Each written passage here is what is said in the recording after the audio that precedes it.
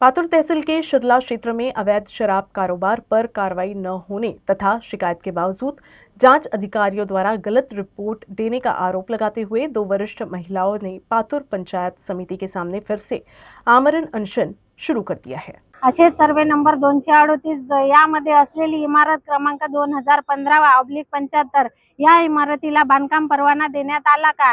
ही इमारत गावठाणमध्ये येते का? येत असल्यास हिला दाखला देण्यात आला का? अशी माहिती आम्ही माहिती अधिकार कायद्याअंतर्गत मागितली असता आम्हाला ग्रामपंचायत कडून लेखी उत्तर मिळाले की ही इमारत कोणत्याही प्रकारचा या इमारतीला बांधकाम परवाना देण्यात आला नाही। ही इमारत गावठाणमध्ये येत नाही। या इमारतीला एनओसी देण्यात आला नाही व कोणताही ग्रामपंचायत कडून ठराव घेण्यात आला नाही। या अनुषंगाने आम्ही जिल्हा अधिकारी यांच्याकडे तक्रार केली असता चौकशी झाली व भ्रष्टाचारी देशमुख यांनी रंजना कडोने हिच्याकडून पैसे खाऊन खोटा अहवाल दिला।